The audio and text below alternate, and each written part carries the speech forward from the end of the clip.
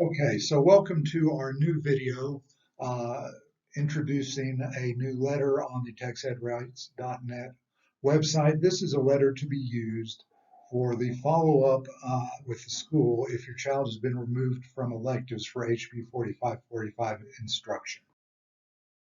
Before we get started with the presentation, it's very important for me to remind you that TxEdRights.net, the Texas Parents Educational Rights Network, is a group which provides parents with self-help legal materials. We are not your lawyers. We do not represent you. The advice that is contained within the letters and within these videos is general in nature. It has not been provided for your specific situation. If you need legal counsel for a specific situation you have, it is very important that you hire a lawyer of your choosing who can examine your specific situation, examine the specific board policies of your district, and give you advice that is specific to the situation you're facing with here. We do not represent you. We have not looked at your district specific policies. The information in this video is general in nature. Use it as best fits your situation, but if you require a lawyer or a legal opinion, please hire a lawyer of your choosing. Now on to the letter. In this video, we're going to go over four basic things. Number one, when to use the letter. Number two, where to find the letter. Number three, how to finalize the letter to send it to your school. And lastly, the next steps to expect after you send the letter. One of the most important things, parents, that you need to understand is when we actually use this letter, because if you don't use it correctly, the school is going to think you don't know what you're talking about, and it's going to be very easy for them to dismiss you. So when is this letter appropriate? Number one, you need to have already sent the fall opt-out letter for HB 4545. If you haven't told the school to remove your child from HB 4545 instruction, that's the first step. You know, they're going to do what they're going to do, and you really can't come back and complain until you've taken that first step of saying, hey, I want my child out of HB 4545 instruction. Now, if you want your child to take HB 4545 instruction, just don't want them in the class, you can probably tinker with this letter to make it fit your needs. But we don't want kids in HB 4545 instruction because it's simply changing the entire focus of the school to STAAR and test achievement. So this letter is used when you've already sent your HB 4545 opt-out letter. If you sent that and the school has either ignored you or denied it and removed the child from either electives, resource, or physical activities in order to give them the tutoring under HB 4545, then this letter is appropriate. It is additionally appropriate if that accelerated instruction is being offered in a class, a setting of a regularly scheduled class. Okay, so now that we've learned when to use the letter, let's find out where we find the letter. First, we go to our TxEdRights.net webpage. This letter, by the way, will also be on several of our Facebook groups and pages. It'll be in the HB 4545 Truth page. It will be in the TxEdRights page. And it will be in the Texans Take Action Against STAAR Facebook group. But to get to the letter on our TxEdRights.net website, you go to Forms and Resources, which, by the way, you can also get to directly from down on the home page. But you just click on the link to Forms and Resources. Ignore our Google ads; those keep our website free. On the Forms and Resources, you go down to opt-out forms, and you're going to find the HB 4545 letter released today, August 7, 2022. And you click on that, and there is your download link right there. Now, some people have had some problems with our download links. It's just a WordPress glitch. If you have that problem, you can use a direct link right here. We only ask you, please do not share this direct link because we rely on money from the Google ads to pay for the website and keep it free. It's about $700 a year to get this website functioning and up and running. So if you could, use the website to download the document. Only use the direct link if you have a problem. And please, please, please do not share the direct link. Okay, so once you have downloaded the document, open it up in Microsoft Word. If you need to do it by text, you can do that, but it is set up for Microsoft Word. So once you open it up in Microsoft Word, you'll see first the instructions, when it's to be used. Again, make sure you first send your written opt-out notice. Also, because of recurrent problems with the schools, we are asking you to copy your emails to a couple of House members on the Public Education Committee, to the TEA, and a copy of TxEdRights. Um, Now, where do we need to customize? Well, obviously, you got to make it specific to your campus principal, whoever you're talking to, the counselor.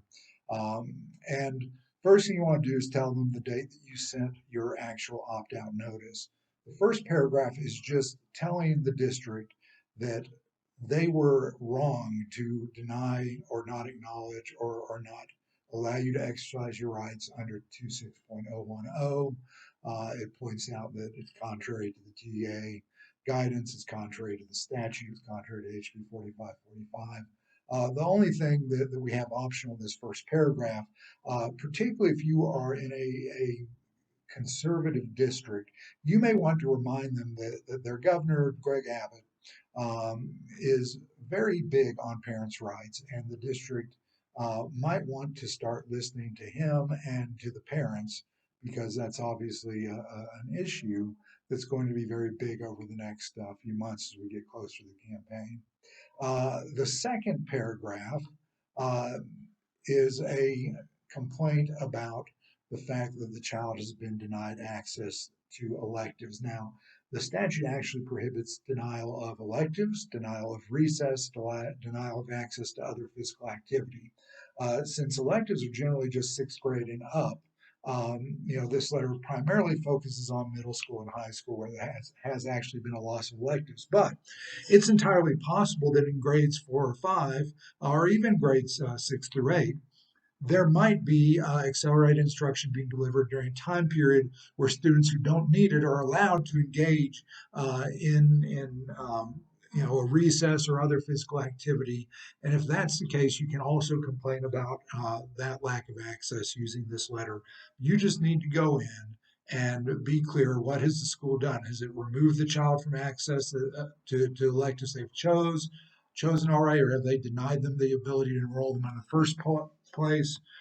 You just, wherever there's a bracket, you have to fix it and make it custom to your situation. Are we talking electives, resource, other physical activity? So you make those changes, customize it to the gender of your child. Um, and then we have another paragraph because all of these accelerated instruction classes, they involve a teacher ratio of much greater than 3 students to 1 teacher, which is why the schools like them because it's cheaper. If you can use one instructor for 15 students, that's a lot cheaper than using one for 3.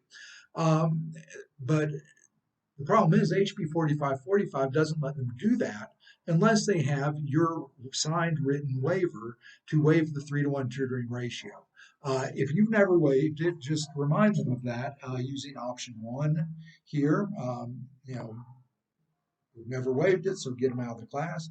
Uh, but what a lot of districts have done is they've embedded these waivers into their registration paperwork, and a lot of parents, unfortunately, find out after the fact that they've signed them. Here's the problem: almost every one of those waivers try to avoid telling you uh, what you're waiving, and that really makes the waiver ineffective because a waiver is a knowing relinquishment of a known right.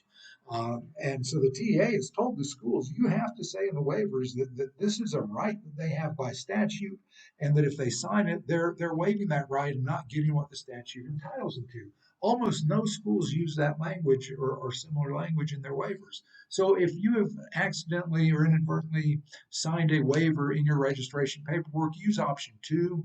It directs them FAQ 65 from the TA, which gives them the standards of what the TA wants to see in the waiver. And it tells them, hey, this waiver is ineffective, take my child out of that.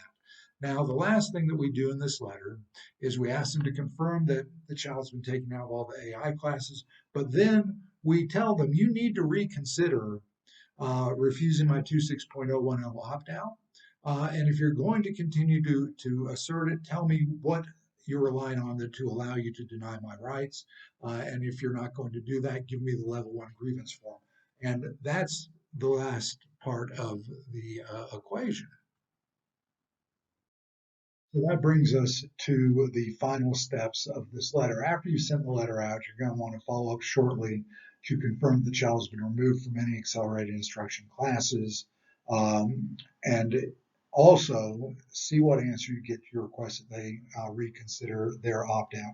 If for whatever reason they either don't remove your child from the AI classes or they don't grant your opt-out, you need to file a level 1 grievance. So watch for those grievance forms if they send them to you. If they don't send them to you, go get them, because almost every district has a very short timeline to file your grievance after the action you're complaining of occurs. So if that child remains in the accelerated instruction class, or if the school says, sorry, we are not going to recognize your opt-out from accelerated instruction, please get a grievance form, get it filed, be very, very detailed and timely in all of your filing deadlines. Otherwise, the school can reject your grievance for technical reasons.